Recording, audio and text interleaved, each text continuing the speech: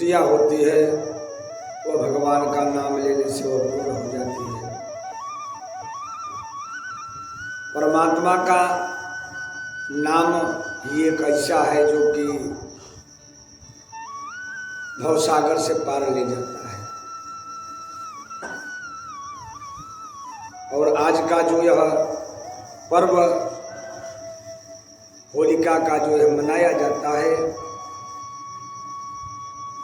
होलिका दाह जो किया जाता है, दाह का मतलब होता है जलाना। तो जो उनका होलिका दाह खुशी के साथ मनाया जाता है, यह बहुत पुरानी बात है। यह आज से नहीं, यह अनादिकाल से यह चला आ रहा है। और यह होलिका भी जो मनाई जा रही है वो भगवान के भक्त की ही देन है। अपने भक्त के कारण प्रभु कुछ भी न्यौछावर हो जाते हैं, कर देते हैं।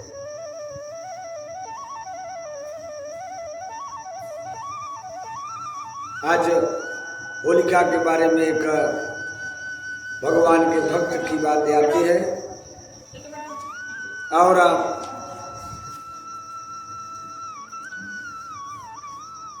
यह पहले बताया जाता है संतों के द्वारा कि अधर्म करते करते जब सीमा का उल्लंघन हो जाता है तो सबसे जो जीतता जाता है, यदि वह उसकी हार होती है या वह मात खाता है और जिंदगी भर दूसरे को सताया हुआ है, यदि उसकी हार होती है या वह भोगता है तो अपने पुत्र से ही भोगता है। बहुत जन्म का जब अच्छा संचित कर्म रहेगा तभी हमारे आप को सद्बुद्धि विचार आती है और इसके बाद जो औलाद होगी, परिवार मिलेगा, वह अच्छा तभी मिल पाता है। अन्यथा जब जीवन भर लोगों के पीछे पड़ा रहना, उन्हें त्रास देने का विचार रखना और किसी को तकलीफ हो जाता है, कोई प्रसन्न हो जाता है, तो यह समझ लीजिए कि वो मैं प्रसन्न नहीं हो रहा हूं, मैं भी दुख को आमंत्रित कर रहा हूं, उसको मैं निमंत्रण दे रहा हूं।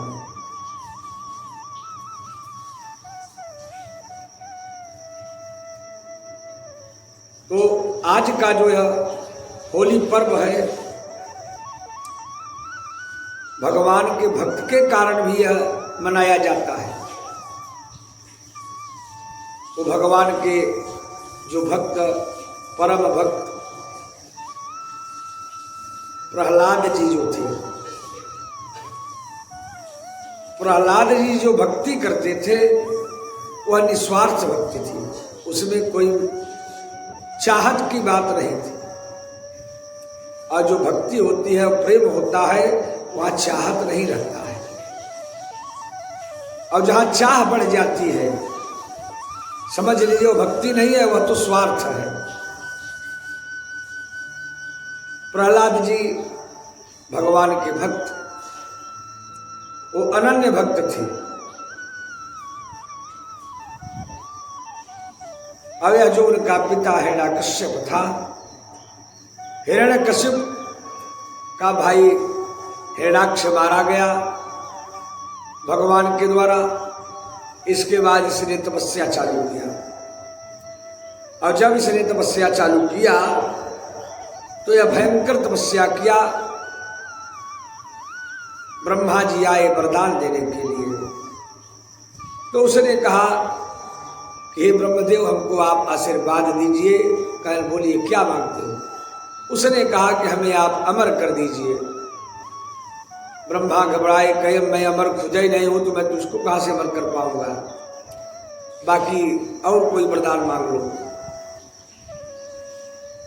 उसने कहा कि जब आप अमर का वरदान नहीं देंगे तो मैं एक वरदान नहीं कई वरदान को मांगूंगा। ब्रह्मा जी ने कहा ठीक है, मांग लीजिए। उसने झड़ी लगा दिया वरदान का मांगने के लिए कि मैं न दिन में मरूं, न रात में मरूं, न जमीन पे मरूं, न आसमान पे मरूं, न मैं अस्त्र से मरूंगा, न शस्त्र से मरूंगा, और न जब बाहर मरूं, न अंदर मरूं। ब्रह्मा के बनाए हुए सृष्टि से किसी से भी मैं नहीं मरूं। और इतना ही नहीं, ब्रह्मा जी आपके 12 महीने में बनाए हुए से भी मैं न मरूं। ब्रह्मा जी माथा ठोके गरीब, बाप रे, इतना वरदान मांगने वाला चेला, चलिए तुम भी बहुत तपस्या की हो, वह वरदान दे देंगे, नहीं तुम भी क्या कहोगे। ब्रह्मा जी तथा सुकर के चले गए। अब वह तपा और सबको आदेश देने लगा, तुम चलो। देवताओं को वह सताने लगा। अब किसी से वह मानता नहीं था कि वह इतना वरदान वह मांग चुका था कि उसको किसी से हार नहीं होती थी। वह सभी उस यज्ञ पूजा करता था, उसको बिगड़ डालता था और कहता था भगवान को छोड़ के हमको भजो। और उसका पुत्र जो प्रहलाद हुए, प्रहलाद अपनी मां कयाधु के पेट से ही भगवान के भक्त हो गए थे। नारद जी के द्वारा उनको सब कुछ ज्ञात हो गया था। जिस समय कयाधु नारद जी के संरक्षण में थी तो वह भगवान के भजन को करते थे, नारायण का नाम जपते थे, क्योंकि नारद जी सदैव श्रीमन नारायण नारायण जपते रहते हैं। और भक्ति का संचार जो था वह प्रहलाद के उदर में माता जी के थे, तभी सब प्राप्त हो गया था। अब इधर क्या हुआ, यह जो हिरण्यकशिपु है, यह अपने पुत्र को जब शिक्षा की समय आ जाती है तो वह अपने अध्यापक को बुलवाया और कहा ऐसा है कि अब इनको ले जाओ, शिक्षा प्रदान करो। हाँ, एक बात जरूर देना मास्टर कि इसको वही शिक्षा देना जो दैत्यों में पढ़ाया जाता है। कहे ठीक है राजन, जो आप कहेंगे वही होगा। इसके बाद वह गया पढ़ने के लिए। अब पढ़ने के बाद आया, घर पे आता जाता रहता था। एक दिन हिरण्यकशिपु जा रहा था, विद्यालय सामने दिखाया, वहीं रुक गया और प्रहलाद देखे, दौड़ के आए और भगवान के हिरण्यकशिपु को अपने पिता की गोद में प्रहलाद जी बैठ गए। और बैठने के बाद वह प्रसन्न, उसने पूछा क्या बेटा पढ़ाई बड़ी कैसी चल रही है। उन्होंने कहा प्रहलाद जी ने कि बहुत अच्छी पढ़ाई चल रही है पिताजी। कहा अच्छा कुछ याद है। कहे हाँ है ना। कहे कोई एक बढ़िया सा पाठ बताओ। प्रहलाद कहे ठीक है पिताजी मैं बताता हूं। प्रहलाद जी ने अपने पिता हिरण्यकशिपु से कहा कि पिताजी यह जो संसार है यह भवकूप है और इस संसार में कुछ धरा नहीं है, और जो भगवान विष्णु की जो भक्ति करेगा वही महान होगा, और बाकी यहां से जो चला जाएगा मर जाएगा उसका मतलब नहीं निकल पाता। यह जब उन्होंने बताया कि भगवान की भक्ति के बारे में, कहा बड़े जोर से हंसा, ठहाका मार के हंसा, लेकिन कहा ठीक है चलिए अपने मास्टर को, आज तो कहा जाता है सर जी, पहले गुरु जी कहा जाता था, अब तो सर जी हो गए। गए गुरु जी आपको हमारे पिताजी बुला रहे हैं। आए तो पूछे कि आपने उसको क्या पढ़ा रहे हैं? कहे राजन जो पढ़ाया जाता है मैं वही पढ़ा रहा हूँ। कहे नहीं वह नहीं पढ़ा रहे हो, और यदि वह पढ़ाते तो वह इस तरह की बात को नहीं बताता।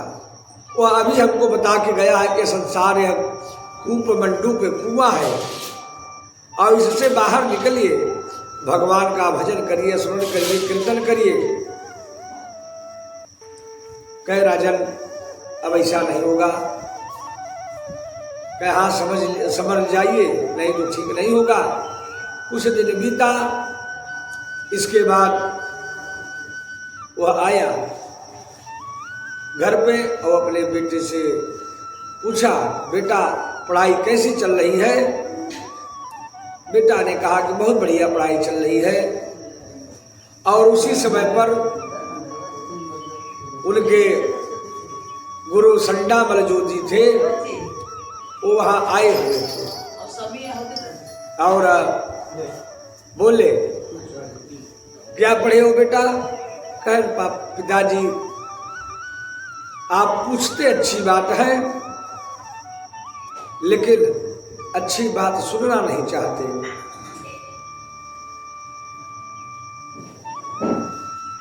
हिरण्यकश्यप ने कहा क्या हुआ?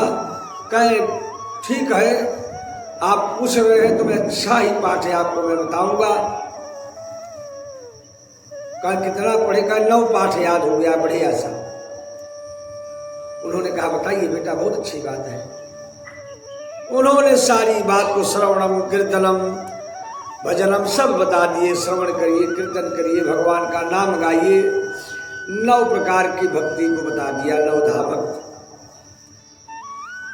और जब ही 9धा भक्ति भगवान के गुणगानों का बात हुई तो उसने अपनी गोदी से प्रहलाद जी को उठाकर फेंक दिया और कहा भाग जाओ यहां से।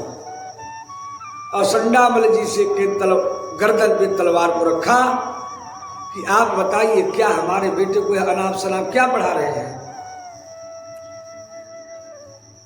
संडामल ने कहा कि राजन ये मैं नहीं पढ़ाया हूं, और न आपको यकीन हो तो कभी भी आप आकर पूछ लीजिएगा। अब एक समय हमको एक चांस और दे दीजिए। अब वहां जब गया कहा क्यों रे मूर्ख, इस दैत्य रूपी चंदन में तुम्हें कांटा कहां से पड़ रहे हो? यानी दैत्यों का जो चंदन है उनका वही है, गलत ही पढ़ाई उनकी मेन चीज है। चले गए। एक दिन बैठा विचार कर रहा और इसके बाद संडामल जी को बुलवाया। हिरण्यकश्यप सभी मास्टर आ गए और सब बच्चे थे विद्यालय में। और सब बच्चों ने जब अकेले पढ़े तो सब ने प्रहलाद के पास आए।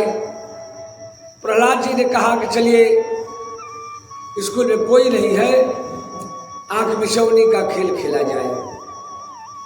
बच्चों ने कहा यह बहुत पुराना खेल है। कहे हाँ यह पुराना खेल है, तो चलिए हम आंख मिचौनी का खेल खेल रहे हैं। हाँ एक बात है कि भगवान के नारायण का जप करना होगा। बच्चों ने कहा कि प्रहलाद जी हम भी चाहते हैं भगवान का नाम भजन करें तुम्हारे साथ, लेकिन यदि आपके पिता सुन लेंगे तो खोपड़ियाँ उड़ा देंगे, खोपड़ी नहीं बचेगी।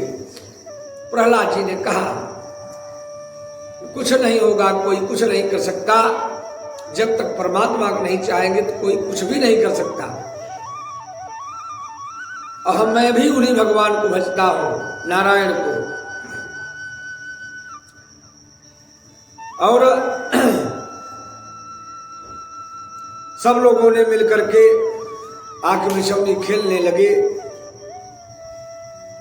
और भजने रहे। सब लोग वही भज रहे हैं, श्रीमन्नारायण नारायण नारायण, भजमन नारायण नारायण नारायण,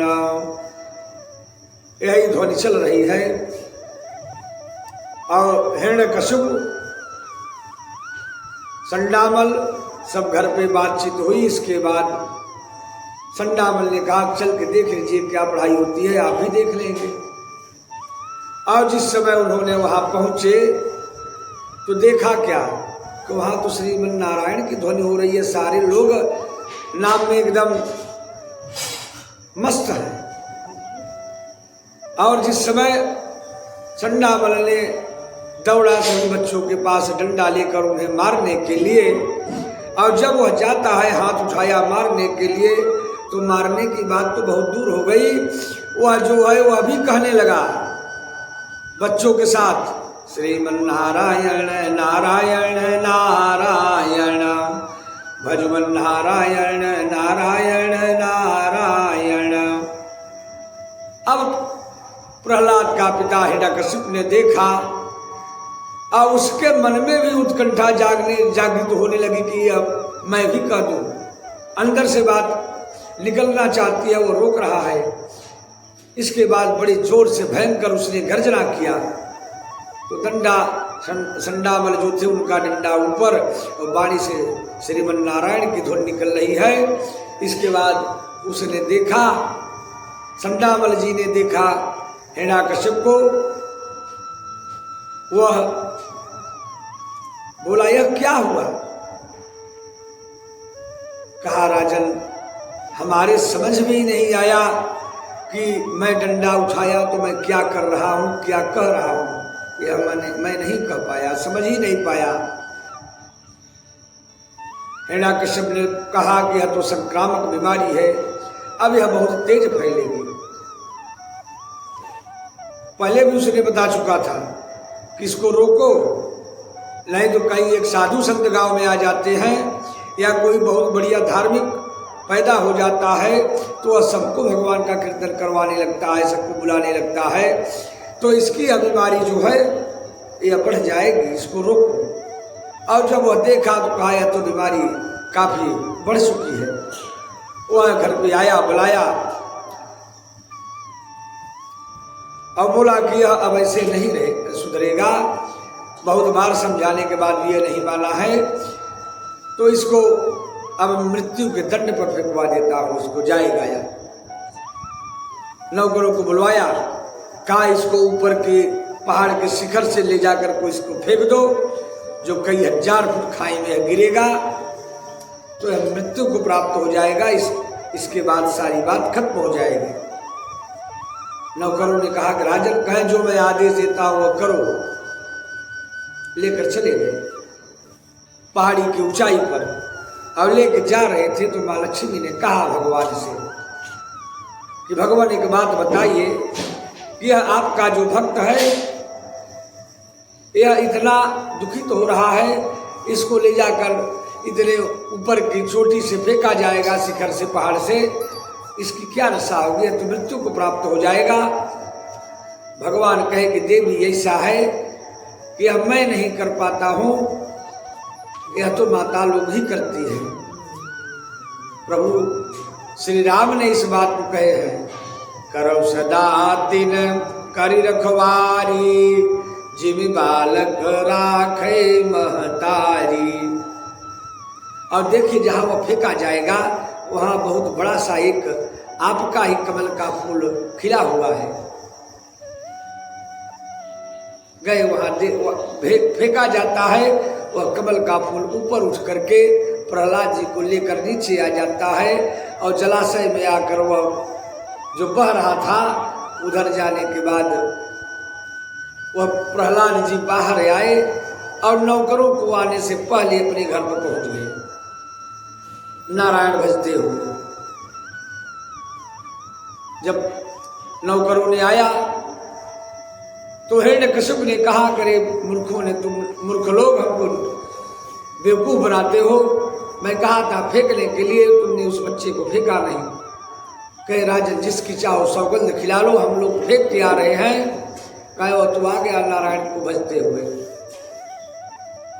नौकरों ने कहा कि राजन यह कोई आम बात नहीं, यह परमात्मा इसकी कृपा, इसकी रक्षा कर रहे हैं, यह जान लीजिए। उसने बुलाया अपने बेटे को समझाने के लिए समझाने लगा। कहा कि बेटा, जिसका नाम तुम भजते हो वह तुम्हारे चाचा और हमारे बड़े भाई का वह हत्यारा है, उनका वध कर दिया था हिरण्याक्ष का। कहे ऐसा है कि पिताजी कोई किसी का वध नहीं करता, उसका कर्म ही उसको दंड दिलाता है, इसलिए आप ही वही करिए जो मैं कहता हूं। कहा ठीक है। इसके बाद उसने हाथी से मरवाने का प्रयास किया, हाथी भी नहीं मार पाया। जो मदिरा पान करने के बाद फेंक देता है तो हाथी पालने की तरह प्रहलाद को झुलाने लगती है। इसके बाद उसको विष दिलवा दिया, कारागार में डाल दिया। कारागार में डालने के बाद उसने विष दिलवाने का योजना बनाया। एक नौकरानी थी, उससे कहा कि इसको भोजन में ले जा करके दे दो और वह भोजन इसकी मां से ही दिलवाना।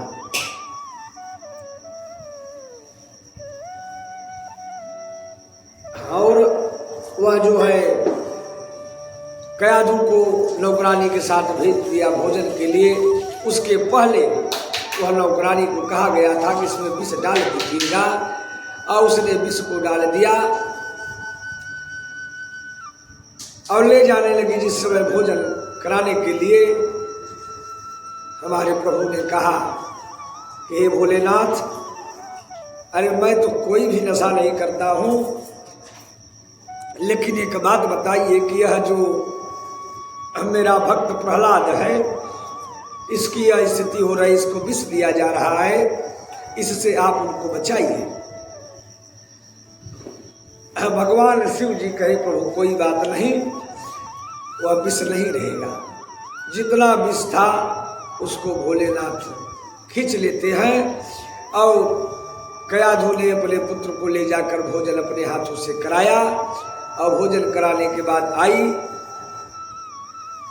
इसके बाद वह जो नौकरानी थी, नौकरानी ने कहा कि रानी, अपने पुत्र प्रहलाद को पता लगाओ, सुरक्षित हैं। कयाधु ने पूछा क्या हुआ? नौकरानी ने बताया कि मैं डर से बता नहीं पाई, वहां और लोग थे, ऐसी ऐसी बात थी, उस भोजन में विष मिला दिया गया था।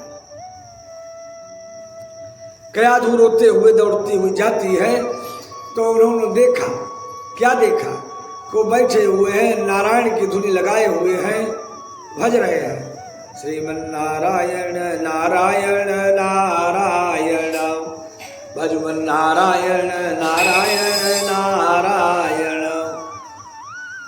कयाधु गाती है एकदम प्रसन्न चित्त से, और उसको भरोसा हो गया कि मेरे बेटे प्रहलाद को कोई और नहीं, भगवान इसकी रक्षा कर रहे हैं। वह बैठा हुआ मन में विचार कर ही रहा था, एकदम चिंतित। तो हिरण्यकशिपु की बहन होलिका जो थी आज जलाई जाएगी, इसीलिए होलिका का पर्व मनाया जाता है कि जो पाप होता है, पापी होता है, वह आज के दिन एक प्रकार से जल के वह नष्ट हो जाता है।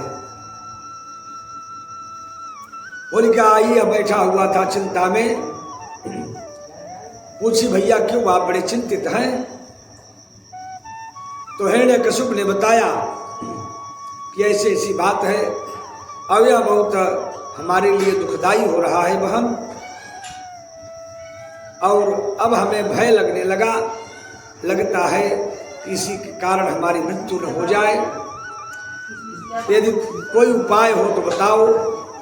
उसने कहा भैया चिंता क्यों करते हैं, मैंने तपस्या किया था तो ब्रह्मा जी ने से हमने लिया था एक साल, कि उस साल को जब तक वह अपने शरीर पे ढकी रहेगी तो वह दूसरा कोई जल जाएगा, लेकिन वह नहीं जल पाएगी।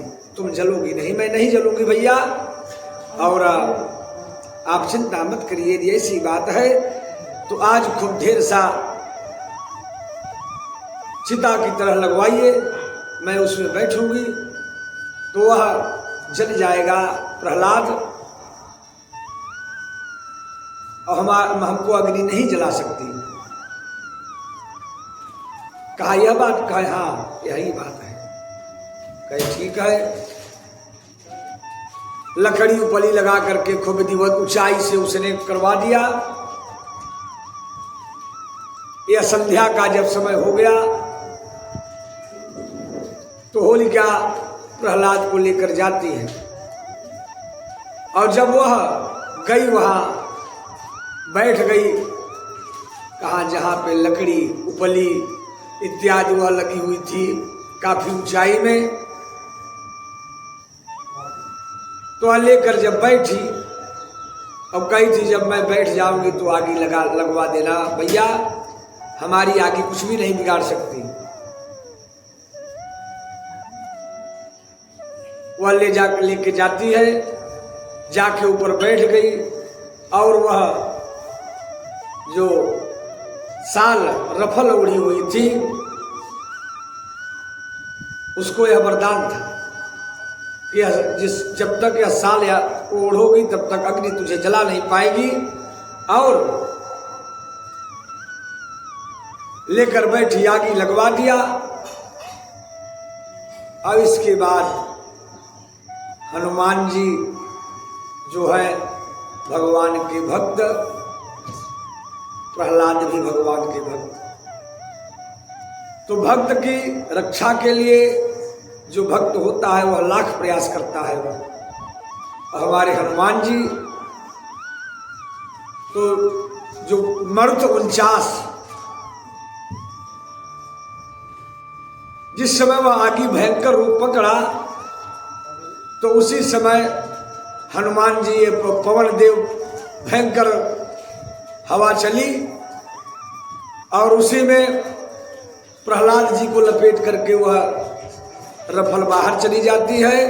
और जब वह रफल बाहर चली गई तो वह जलने लगी। जब जलती है तो बड़े जोर से चिल्लाती है, बचाओ बचाओ बचाओ, हमारे साथ अन्याय हुआ, वरदान भी झूठा हो गया। ब्रह्मा जी ने कहा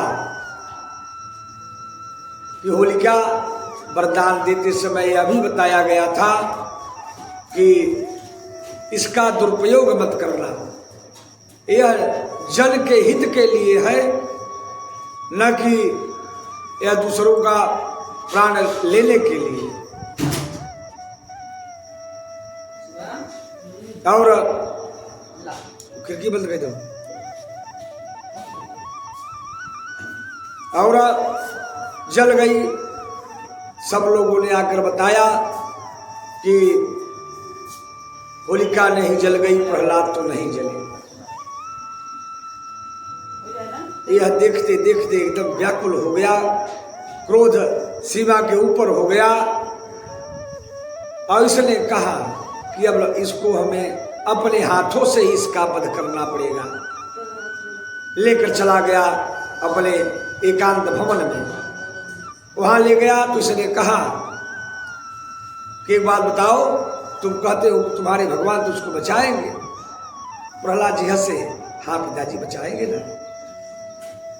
कहे तुम्हारा भगवान कहाँ है? फिर प्रहलाद हंसने लगे। कहे हंसता क्यों है? कहा इसलिए हंस रहा हूं कि आपकी मूर्खता पर। आप अपने आप को ज्ञानी बुद्धिमान बहुत कुछ समझते हैं, लेकिन आप बुद्धिमान नहीं हैं। कहे मतलब? कहे यह जो प्रश्न आप कर रहे हैं भगवान कहाँ है, तो भगवान कहाँ नहीं है यह पहले बताओ। वो तो कण कण में व्याप्त है। खंभा जो बना हुआ था महल का, उसने कहा कि क्या इस खंभे में भी है? प्रहलाद जी ने कहा कि हाँ इस खंभे में है। कहे दिखाओ। कहे है खंभे में। कहे कैसे? तो प्रहलाद ने याद किया भरकर दिखाई पड़ी मुझको खंभे के अंदर। कैसे? है नरसिंह रूप में राम प्यारे, हरे कृष्ण गोविंद मोहन मुरारे, हरे कृष्ण गोविंद मोहन मुरारे। जब प्रहलाद जी ने कहा इस खंभे में है नरसिंह के रूप में, उसने भयंकर घूसे से मार करके उसने प्रहार किया, वह खंभा टूट जाता है। और जिस समय खंभा टूटा उस समय भगवान नरसिंह उसमें से प्रकट हुए। बोलिए नरसिंह भगवान की जय। उसमें वो प्रकट हुए। अब यह खड्ग लेकर दौड़ा युद्ध करने के लिए भगवान से।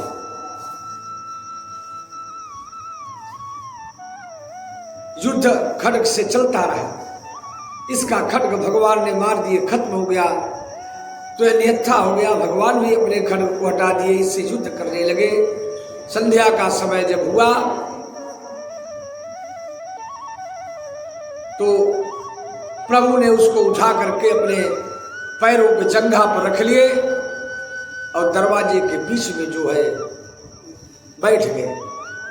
बड़े जोर से हंसा, फिर भी तुम हमको नहीं मार पाओगे। भगवान ने कहा क्यों? कहे नहीं मार पाओगे, मैं इतना वरदान मांग के रखा हूं, तुम हमें नहीं मारोगे। भगवान पूछे कौन सा वरदान, कैसा वरदान? कहे हमने कहा है न मैं जमीन पर मरूंगा, न आसमान पर, न दिन में न रात में, न बाहर न भीतर, न अस्त्र से न शस्त्र से। भगवान कहे तुम कहाँ हो? कहा मैं तो इस समय दरवाजे पे हूँ। कहे जमीन पे के आसमान में? कहे नहीं मैं आपके तो पैरों पे हूँ। कहे हाँ, और क्या मांगा था? उसने सब बताया कि मैंने बहुत कुछ मांग के रखा हूँ, तुम हमें नहीं मार पाओगे। कह रहे बताओ। कहे ब्रह्मा की सृष्टि से मैं नहीं मरूंगा। भगवान कहे बेटा मैं ब्रह्मा को बनाता हूँ, ब्रह्मा हमें नहीं बनाता। अच्छा, इसके बाद कहे तब भी मैं नहीं मर पाऊंगा, अस्त्र शस्त्र से नहीं मरूंगा। भगवान कहे तुम्हें अस्त्र की शस्त्र की जरूरत नहीं है तुम्हारे लिए, हमारे नाखून जो हैं ये पर्याप्त हैं तुम्हारे लिए। कहे तब भी मैं नहीं मरूंगा, न जानवर से न मानव से। भगवान कहे मैं क्या हूं? देखा भगवान को, कहा कि जो है आप नर और सिंह दोनों हैं। कहे हाँ। कहे तब भी नहीं मार पाओगे। कहे क्यों? कहे हमने अभी वरदान मांगा था कि 12 महीने में मैं तुम्हारे बनाए हुए मैं नहीं मरूंगा, चैत से लेकर फाल्गुन तक 12 महीना। भगवान मुस्कुराए कि बेटा तुम्हारे लिए मैं अलग से एक पुरुषोत्तम जो मलमास के नाम से जाना जाता है वह तुम्हारे लिए स्पेशल बना के रखा हूं, इसलिए तुमको आज इस दुनिया से जाना है। कहे दिन है कि रात? कहा इस समय न तो दिन है न तो रातें हैं, ये संध्या का समय है। वही भगवान उसके पेट को फाड़ देते हैं, उसका अंतकाल हो जाता है। और इसके बाद भगवान को बड़े क्रोध, बड़े गुस्से, किसी की हिम्मत नहीं पड़ रही है कि कोई भगवान के पास चला जाए उन्हें शांत करने के लिए। लोगों ने प्रयास किया, क्या किया जाए। विचार करने के बाद चले गए माँ लक्ष्मी जी के पास। बोले कि माता जी निवेदन करता हूँ कि आज आपसे मदद है, चलिए। कहे क्या हुआ? कहे आज भगवान बड़े गुस्से में हैं, चलिए मनाइए।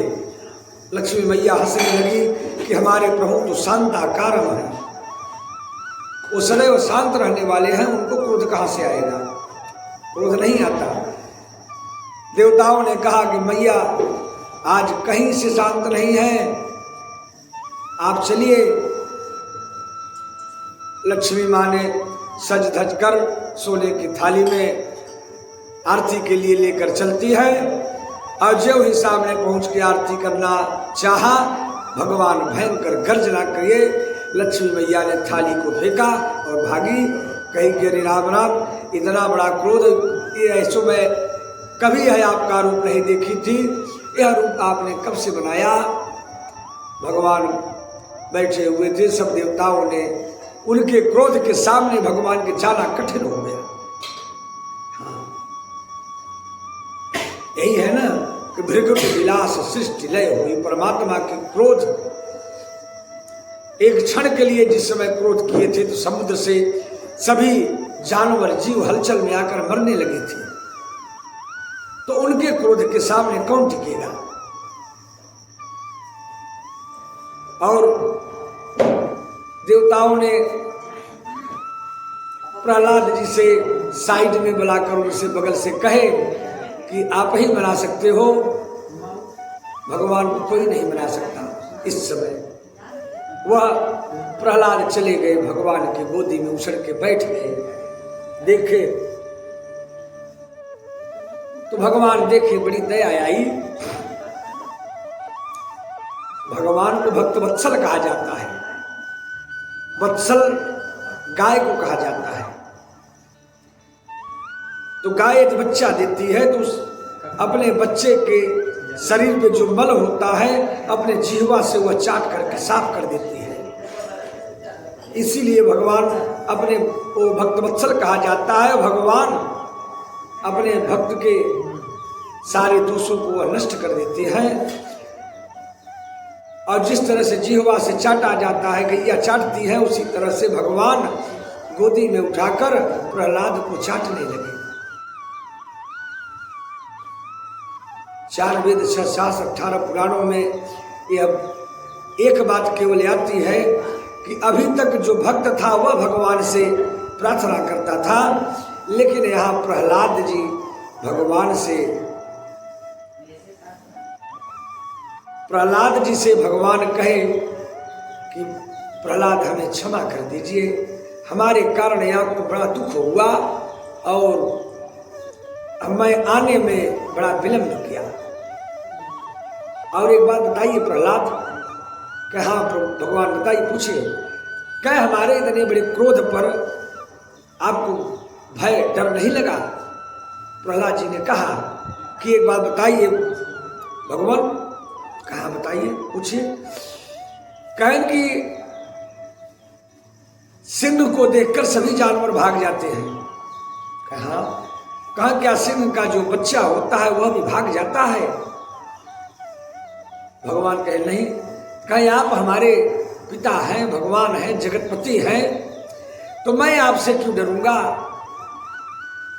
भगवान मुस्कुराए, कहे हाँ यह बात तो सही है। तो रही बात यह कि भक्ति की जो पराकाष्ठा ऊंचाई है, यदि उस पराकाष्ठा की ऊंचाई से यदि आप जाएंगे कठिनता प्राप्त होगी, लेकिन उस वहां जाने के बाद फिर कोई वापस नहीं आ पाता, वह भगवान के धाम को चला जाता है। और यह जो पर्व होलिका मनाया जाता है, यह अधर्म का नाश और धर्म की विजय, इसीलिए यह जो होलिका आज भी मनाई जाती है कि अधर्म जो करेगा, कितनी भी ताकत रहेगी, कितनी भी क्षमता रहेगी, लेकिन वह धर्म के सामने वह जलकर भस्म हो जाता है। चाहे कुछ भी हो, कितना भी दुनिया का कोई भी वरदान दे दे, दुनिया का सारी पावर उसको प्राप्त हो जाए, लेकिन जब अधर्म है तो धर्म के सामने वह कभी टिक नहीं सकता। और वह कहीं जाने की जरूरत नहीं है। यदि धर्म है, सत्कर्म है, तो परमात्मा आपके पास चल कर आएंगे। परमात्मा को खोजने की, हेरने की जरूरत नहीं है, आप नहीं ढूंढोगे, परमात्मा आपके पास चल कर आएंगे। और जितने भी भक्त हुए हैं भगवान उनके पास चल के गए हैं। कोई खोजते हुए नहीं गया कि मैं भगवान को पाऊंगा ही रहूंगा। वह कहीं भी रहेगा, भगवान वहां उसको आकर मिलेंगे, इसमें कोई संशय नहीं है। तो रही बात, आज ये जो उत्सव मनाया जाएगा, सब लोग प्रेम से, सहृदय से, धर्म के साथ यह उत्सव मनाया जाता है। मनाइए सब लोग। तो कथा के आदि में और अंत में भगवान का नाम स्मरण किया जाता है। तो चलिए भगवान का नाम लेते हैं, जो कि त्रुटियां होती है भगवान का नाम लेने से वो पूर्ण हो जाती है। ओम विष्णवे नमः, ओम विष्णवे नमः, ओम विष्णवे नमः। ओम शांति, ओम शांति, ओम शांतिर्भवतु, ओम सर्वा अरिष्ट शांतिर्भवतु। श्यावर रामचंद्र की जय, श्री वृंदावन बिहारी लाल की जय, उमापति महादेव की जय, हनुमान जी महाराज की जय। आज शक्ति जगत जननी जगदम्बे मातु की जय, गंगा मैया की जय, जमुना मैया की जय, सरयू मैया की जय, त्रिवेणी मैया की जय, प्रयागराज धाम की जय। धर्म की जय हो, अधर्म का नाश हो, प्राणियों में सद्भावना हो, विश्व का कल्याण हो, गोहत्या समाप्त हो, भारत माता की जय हो। ओम नमः पार्वती पतये, हर हर महा